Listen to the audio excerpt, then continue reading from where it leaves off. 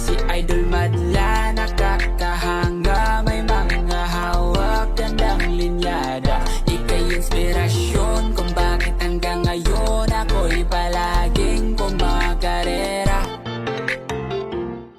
Welcome back mga kalapatids dito sa Madla Loft TV. For today's video, ayan, makikita nyo yung paligid ng loft natin. May sahig na. Ayan o, ganda na mga kalapatids. Meron na rin siyang sliding door.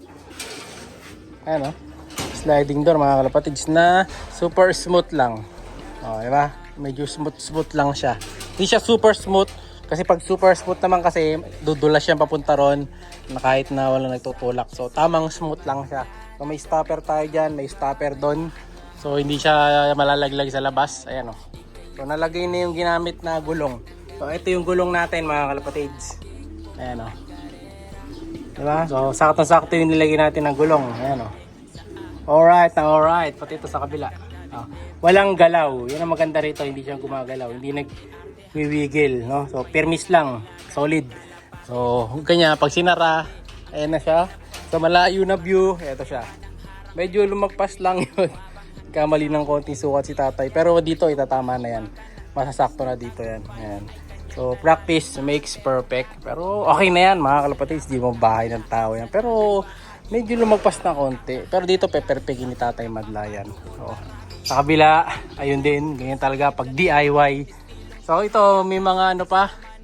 Meron pa na walang kulay. So, kukulayan natin to ngayon. Tawag ito? Ipa-primer ko to na pula.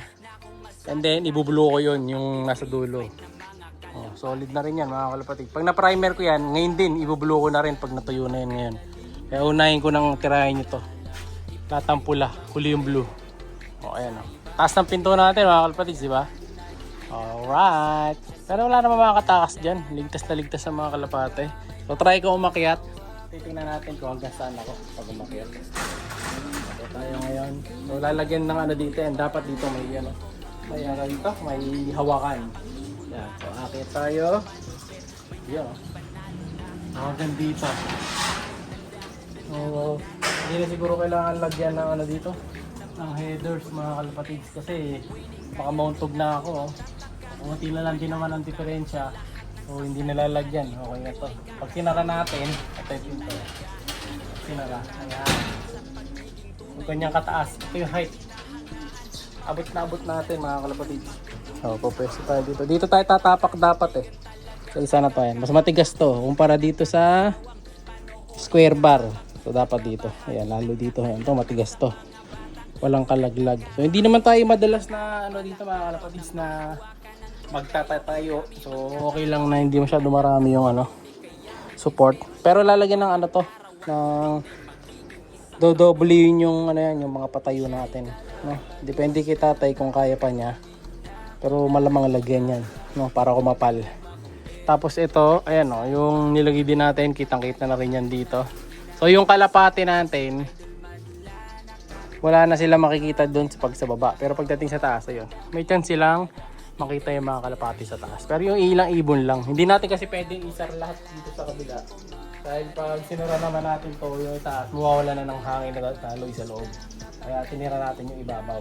Tapos ito yung gitna, wala na rin takip. Wala na rin pinto. No? Nakatipid na tayo. Yung kalapati pa natin ay presko. Ayan, no? Tibay na rin mga kalapati. So, pati nilagay kong ano sa ilalim, yung bote.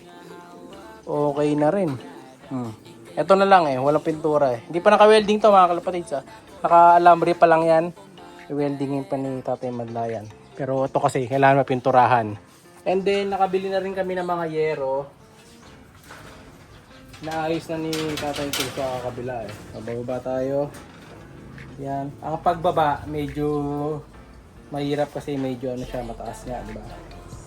Ayan. Pero okay lang, hindi nalalagyan ng hagdan to kasi pag nilagyan pa ng hagdan to medyo i-istorbo na eh. So okay na, no need sa hagdan. Pag isasara, ayan. So hindi naman makakatakas yung kalapate kasi yung pinto dito lagi naman din nakasara to. No? Sliding din yan, sliding na bang gagawin din ni Tata yan. Medyo mataas nga lang dito, yan dito. Pero yung pinto dito, yun, kailangan ni headers talaga. Nasakto lang yung tao. Kasi dyan pwede tumakas yung kalapati sa main door. Dito hindi naman. No? So doon sa kabila magkakapinto din doon, either dyan or doon sa kabila. Ayan, ganda na mga kalapatids. Pinturahan na lang to. Tapos ito na yung susunod. Ayan. Pero unahin na namin yung bubong. Kasi medyo umuulan na sa hapon. So ayun, hinahagisan nila tayo yung mga yero. So umuulan-ulan kasi sa hapon. So mabababad yung steel matting na gagawin natin sa ilalim. So, ito yung nabili naming mga yero na scrap. Ano, mga kalapatids. Anong kulay ito tayo? Puti? Silver, ayan mga kalapatids. Pipinturahan na lang natin lahat ng blue yan.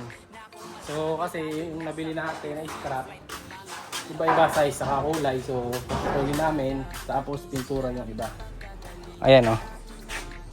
Nabili ni Tatay Madla na scrap. Mas mura. Magkano nagastos natin dyan eh? 3K kasama na yung hatid. 20 pieces na ganito, 3K. Mahaba to mga kalapatids. Ano size halos tayo? 1 metro? 6 feet pataas. So yun yung kukunin natin. 5 feet. 5 feet lang pala kailangan natin. So maganda rin mga kalapatids. Matigas na rin to. So yung ka-quality nito, ito yata, ito. Wag lang yung kamukha nung nasa loob. Kasi yung kamukha nung nasa loob, kinakalawang yung ilalim mga kalapatids. Pangit siya. Ito, siguro. Maganda, mayroong green, may brown, may puti, saka dilaw. Pinipili lang ni Tatay kung alin yung sasakto dyan na yero, yung lalagay natin sa loob. Tapos ilimusan namin ng konting kulay blue yung ibabaw para medyo pumareho sa loob. Siguro yung kakulay na lang nagamit natin dito sa hagdan na blue para hindi masyado malayo ang kulay. Yan, ganito lang, midnight blue. Hindi na natin titingnan ko kung pwede pang lagyan ng ganon, ng puti-puti na ganyan. Maganda rin pag mayroong ganyan pero tingnan natin kung kakayanin pa ng oras namin at budget na lagyan pa ng puti-puti na ganyan. So malalaman natin, basta blue ang ilalagay natin yan na ganito, no? Pero for now, pipintura muna ako. Dito pala sa labas, ito yung itsura niyan. Yan, so kita natin yung kalapati dito pag naglalakad na sila dito sa loob. Kita natin sila dyan dahil ganyan kataas yung flooring natin. So biruin nyo doon sa ilalim, kasya talaga yung tao. Pakita ko sa inyo, try ko sumot sa ilalim. So madali siyang linisin. So pwede nating power spray or walis, pwede. So ayan, ito inayos ko na rin yung pwesto nito. So naka-ready na to dito para sa next na cage. Nagwalis ako ng konti. Yan, natanggal yung mga balahibo. So isang cage pa dito yan sa side na to. Yan. So yung isa nakagawi doon. Yan, ito papahila pa to sa side na to Hindi pa yan tapos. Yan, medyo may konting space din dyan. Okay na to. Hindi naman madilim. Okay lang din ang liwanag. Ito nagpapadilim dyan Tatanggalin ko na rin yan to. Yan, ito pakita ko sa inyo sa ilalim. So ito yung ilalim. Ayan So ang luwag ng ilalim, madaling linisin mga kalapatids. Pag nag-poop sila dyan, pa-power spray na lang, diretso na yung pababa doon. No? So kahit na kung sakaling hindi kaya ng ganito, hindi pala pwede na semento lang ang katapat ng poops. So pwede para natin lagyan ng tiles dito to dahil nga nakaano siya, elevated, mataas. Makakasuot yung tao sa ilalim. No?